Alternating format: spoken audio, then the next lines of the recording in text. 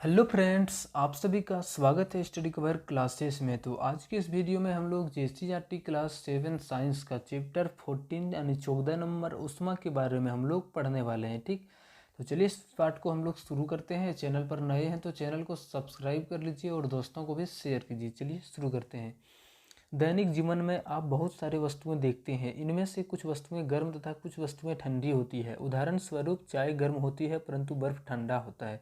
क्या करते हैं हम लोग अपना दैनिक जीवन दिनचर्या में हम लोग क्या देखते हैं, तो बहुत सारा गर्म चीज़ देखते हैं और बहुत ठंडा चीज़ भी देखते हैं। ठीक, जैसे अगर यदि चाय गर्म है तो हम लोग बर्फ़ जो है सो बहुत उसका ठंडारू पानी बर्फ़ के रूप में हम लोग देखते हैं।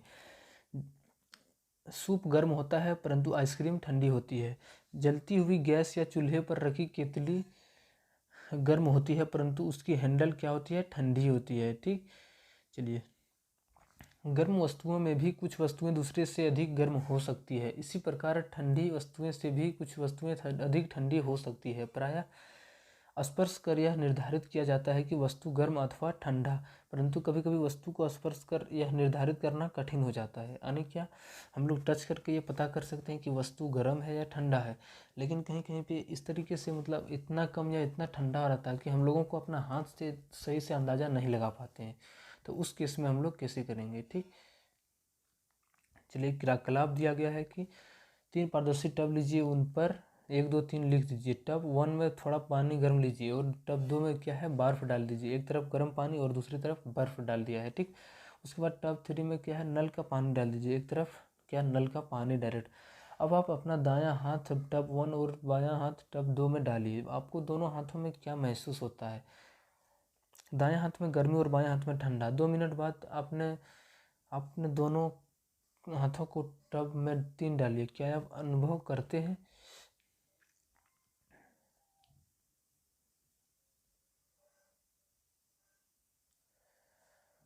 उसके बाद यहाँ तब यह प्रयोग दर्शाता है कि गर्म तथा ठंडा तुलनात्मक शब्द है। सिर्फ स्पर्श करके आप नहीं बता सकते हैं कि यह वस्तु कितनी परिमाण में गर्म या कितनी ठंडी है। अधिक ऊष्मा वाली वस्तुएं भी तुलनात्मक रूप से ठंडी लगती है। ऊष्मा ऊर्जा का एक रूप है जो ताप के कारण होता है। गर्म या ठंडा होने की तापमान या तापक्रम ऊष्मा का एक प्रभाव है।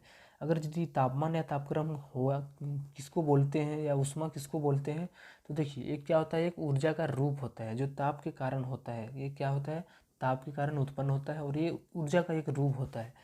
गर्म या ठंडा होने की माप तापमान या तापक्रम यानी इन सारी चीज़ों से मापा जाता है। ठीक,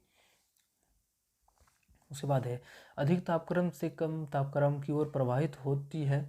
और ये क्या होता है, ऊष्मा जो है सो जिधर अधिक है, मान लेते हैं ये हमारा है, यहाँ पे ज़्यादा ऊष्मा है, तो ये जो ऊष्मा है इधर जाके यानी कम साइड जिधर कहीं पे ऊष्मा मतलब गर्म नहीं है उधर ये प्रवाहित करता है। ठीक, तापक्रम मापने के लिए तापमापी का भी उपयोग किया जाता है। तापमापी कई प्रकार के होते हैं। देखिए हम लोग जो है सो जनरली जो डॉक्टर यूज करता है वो क्या करता है, डॉक्टरी थर्मामीटर का यूज करता है। ठीक, और प्रयोगशाला में प्रयोगशाला थर्मामीटर और अधिकतम न्यूनतम थर्मामीटर इस तरीके से मैंने नापा जाता है। ठीक, अब डॉक्टरी थर्मामीटर के बारे में थोड़ा सा डिस्कशन यहाँ पे पढ़ते हैं। जिस थर्मामीटर से बुखार लगने पर उसका तापक्रम मापते हैं उसे डॉक्टरी थर्मामीटर कहते हैं। चलिए ये है हमारा उसके बारे में। घुंडी में पारा भरा रहता है, उसके बीच में क्या रहता है, पारा एक धातु होता है जो द्रवावस्था में होता है, वो उसको भर दिया जाता है। घुंडी के ऊपर नली में पारे की एक चमकीली धार देखी जा सकती है। कांच की एक नली के ऊपर एक मापक अंकित रहता है जो 35 डिग्री सेल्सियस से 42 डिग्री सेल्सियस तक की माप दे सकता है। थर्मामीटर को ध्यान से देखिए, इसमें एक विभंग दिखाई देता है। यह पारे के तल के नीचे गिरने से रोकता है। इनकी क्या आवश्यकता है, यह आगे जानिएगा। चलिए इसके बारे में हम लोग आगे पढ़ेंगे। ठीक, थर्मामीटर से तापमान कैसे ज्ञात करते हैं वो हम लोगों को यहाँ पे तरीका बताया गया है।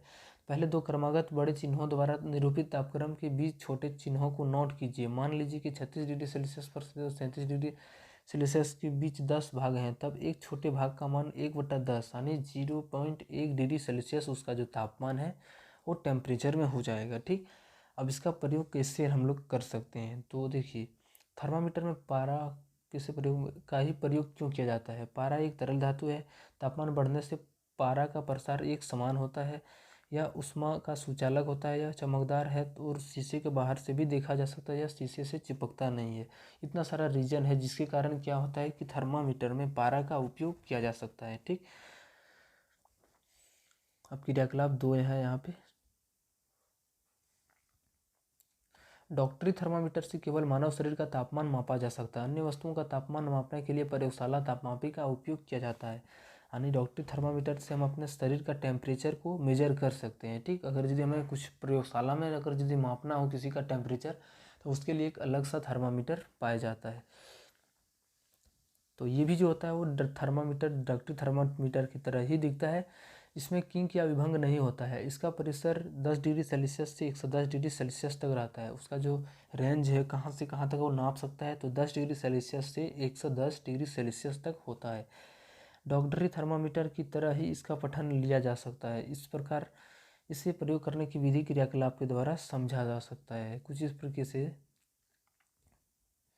जो है सो नापा जाता है। सबसे पहले उसको जो हमारा टेम्परेचर होता है उसका आगे भाग यही हमारा मेजर करता है। ठीक, तो इसी को हम लोग क्या कहते हैं, जो भी हमारा द्रव होता है, जो भी सामान होता है, उसको हाथ से स्पर्श करवाते हैं, टच करके रख देते हैं। ठीक, उपयुक्त प्रयोग आप दूसरे द्रवों में गर्म या ठंडा के साथ भी कर सकते हैं। जैसे ही थर्मामीटर को पानी से बाहर निकालेंगे, पारा नीचे गिरने लगेगा। किंक नहीं होने के कारण यह नीचे गिरते चला जाता है। अंततः द्रव या पानी के अंदर रखे रखे की तापमान नोट कीजिए।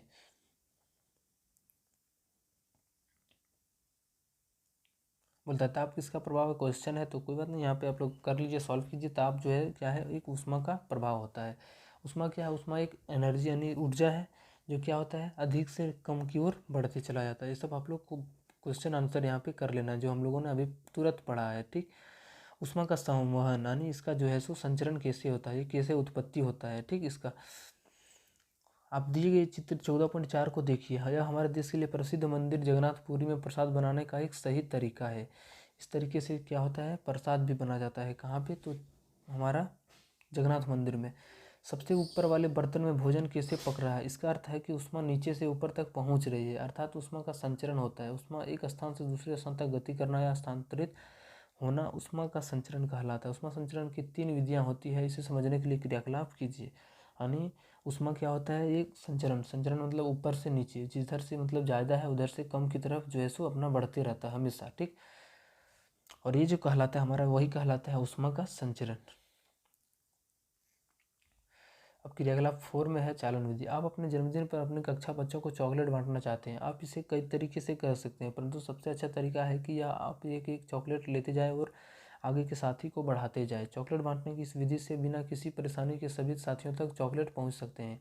तो इसी तरह से क्या होता है, एक उष्मा एक स्थान से दूसरे स्थान तक संचरण को चालन कहते हैं। इस विधि से ठोस पदार्थ में ऊष्मा का संचरण होता है। इससे अधिक तापक्रम वाले क्षेत्र में कम तापक्रम वाले क्षेत्र में ऊष्मा का चालन होता है। इसे और अधिक स्पष्ट करने के लिए एक क्रियाकलाप कीजिए। ठीक, क्या होता है संचरण, अन्य ऊष्मा का संचरण क्या है, वही जो हमारा इस तरीके से ऊपर से नीचे की ओर बढ़ते जाता है, तो उसको हम लोग चालन भी संचरण भी कहते हैं। और इसमें क्या होता है, ठोस पदार्थों में ऊष्मा का संचरण होता है। और ठोस पदार्थ हमारा कोई भी अगर यदि यहाँ पे है, उसके ऊपर से ही क्या होता है, ऊष्मा का इधर से संचालन होता है। एक जगह से यहाँ से लेकर हमारा वो जो खाना रहता है वो पकते जाता है। ठीक, चलिए क्रियाकलाप 5 है। स्वेटर बुनने वाली सिलाई या लोहे की एक पतली छड़ लीजिए। मोम की सहायता से इसमें चित्रानुसार बराबर दूरी के अनुसार पर पेपर पिन लगा दीजिए। ठीक, उसके बाद एक स्टैंड में सिलाई को लगा दीजिए इस तरीके से। उसके बाद किसी धातु की पट्टी में ऊष्मा के स्थानांतरण का अध्ययन।